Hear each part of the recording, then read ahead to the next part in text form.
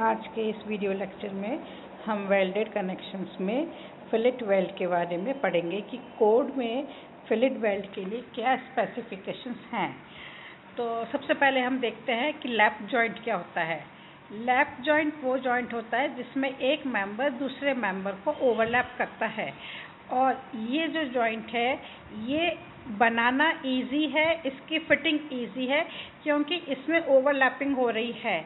इसको बनाने में कोई स्पेशल प्रिपरेशन नहीं चाहिए। जैसे कि बट वेल्ड जो होता है उसमें दो मेंबर्स जो आपस में एक दूसरे के कांटेक्ट में रहते हैं तो दोनों के सरफेसेस को प्रिपेयर करना पड़ता है। उसमें अगर आपको जिस भी तरह की वेल्डिंग करनी है, यू शेप, वी शेप, तो आपको वो शेप प्रिपेयर करना पड़ता है। इसमें ऐसा कुछ भी नहीं है, आपको इसमें कोई स्पेशल प्रिपरेशन नहीं करनी है। You have to just keep both the plates together overlapping each other. और फिर इसके अंदर अगर आपने कोई माइनर एरर्स कर दिए हैं फैब्रिकेशन में या एडजस्टमेंट में, अगर आपने कोई माइनर एरर कर दिया है तो आपकी वो सब ये ओवरकम कर जाता है। ये जो लैप जॉइंट होता है ये हम लोग फिलेट वेल्ड के अंदर ही यूज़ करते हैं। इसके अंदर लैप जॉइंट को बनाने के लिए थोड़े नंबर में इरेक्शन बोल्ट्स चाहिएंगे, जो कि वेल्डिंग करने के बाद आप रिमूव भी कर सकते हैं या फिर आप वहीं पे उसको छोड़ भी सकते हैं। इसके अंदर अगर ओवरलैप के अंदर अगर डिफरेंट थिकनेस की प्लेट्स लेते हैं तो भी आप इजीली वर्क कर सकते हैं। और इसी कारण ये जो जॉइंट है, ये वेल्डिंग जो है फिलेट वेल्डिंग, ये ट्रसेस में जनरली प्रेफर की जाती है क्योंकि ट्रसेस के अंदर एक जॉइंट पे कई मेंबर्स ऑफ डिफरेंट थिकनेस मिलते हैं, तो वहाँ पे हम लोग लैप जॉइंट बनाते हैं।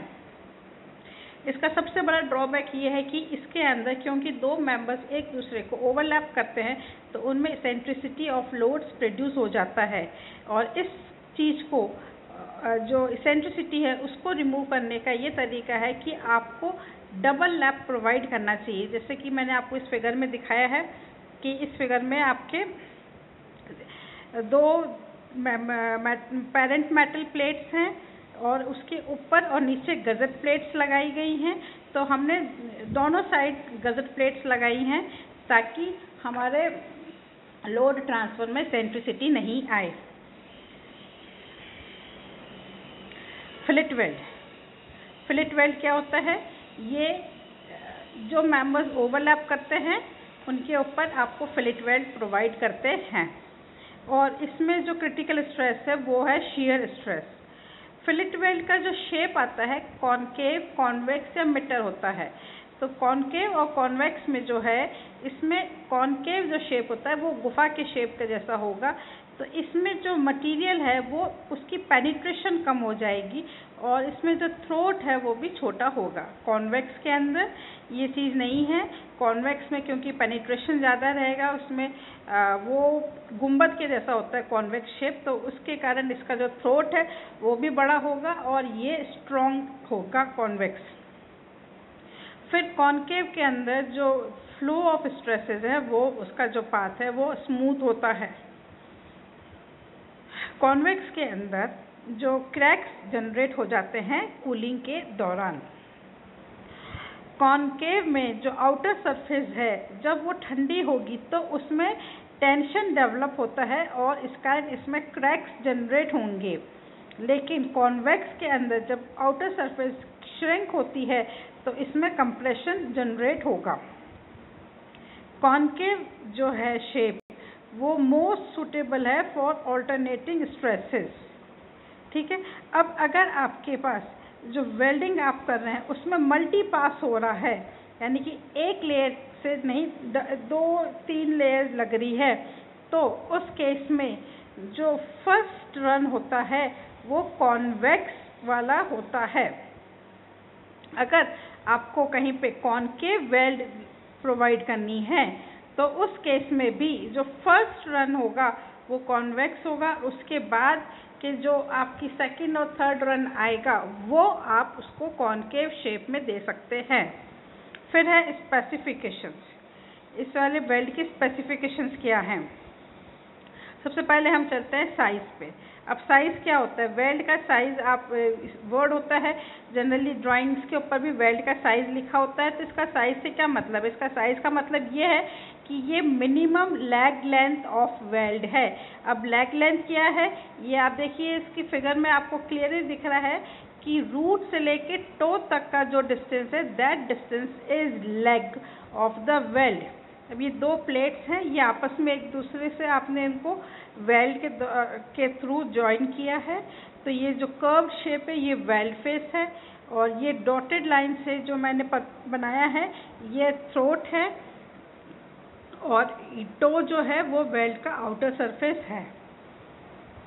अगर आपकी वेल्ड जो है अनइक्वल लेग्ड है तो आपको दोनों लेग लेंथ से हम लोग इसकी साइज़ को स्पेसिफाई करेंगे। अब कोड ने मैक्सिमम साइज़ और minimum size of the weld के लिए क्या प्रोविजंस दिए हैं?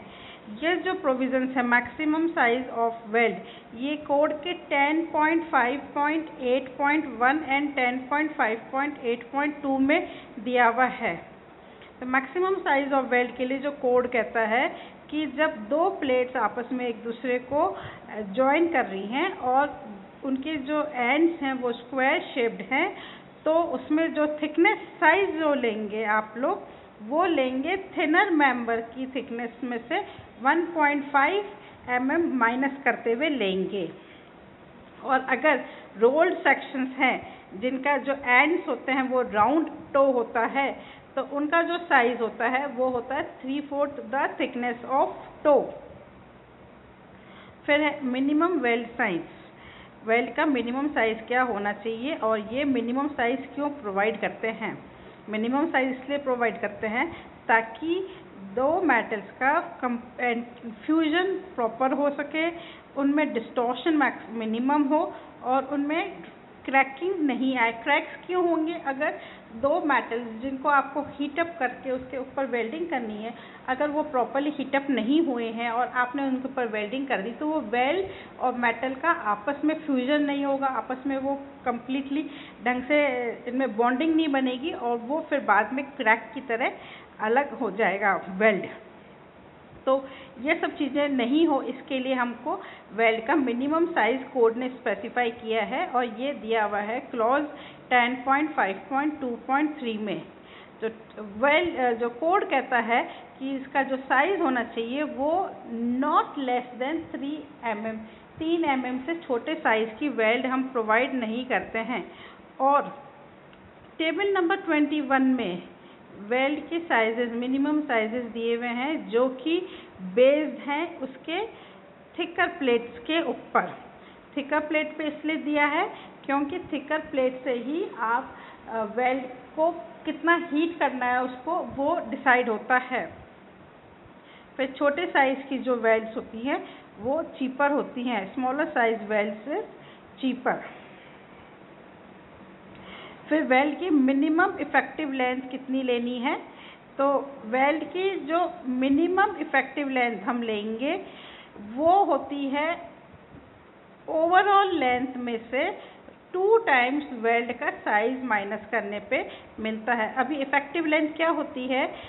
जो वेल्ड की ओरिजिनल लेंथ होती है, ओवरऑल लेंथ होती है, तो उसका जो सिरे होते हैं, जो एंड्स होते हैं, वहाँ पे जाके वेल्ड अपनी पूरी स्ट्रेंथ नहीं ले पाता है, वो वहाँ पे वो कम हो जाता है। तो उस लेंथ को आप माइनस करेंगे और इस तरह से जो इफ़ेक्टिव लेंथ वो लेंथ हुई जिसका कि जो कि उसी थ्रोट थिकनेस के उसी साइज़ की है जिस साइज़ की आपने बाकी वेल्ड प्रोवाइड करी है। तो ये इफ़ेक्टिव लेंथ जो होती है वो होती है overall length minus 2 times weld size. और मिनिमम वेल्ड की जो लेंथ लेनी है वो लेनी है 4 times the size of the weld. And return जब अगर आपका जो कोई मेंबर है वो एंड्स पे अगर आपकी वेल्ड टर्मिनेट हो रही है या साइड्स पे हो रही है तो वहाँ पे हम लोग एंड रिटर्न प्रोवाइड करते हैं और ये जो एंड रिटर्न है ये 2 टाइम्स द वेल्ड साइज होता है। एंड रिटर्न इसको प्रोवाइड करने से जो हाई स्ट्रेस कंसंट्रेशन हो जाता है एंड्स पे, ये रिलीव हो जाता है। अब इस फिगर के अंदर आपको दिखाए गए हैं 2 प्लेट्स हैं और इन पे टेंसाइल फोर्स लग रहा है और ये लॉन्गिट्यूडनल वेल्डिंग इसमें प्रोवाइड की गई है। इस वेल्डिंग के कारण इसमें फोर्सेस के कारण वेल्ड में शियर स्ट्रेसेस जनरेट हो रहे हैं।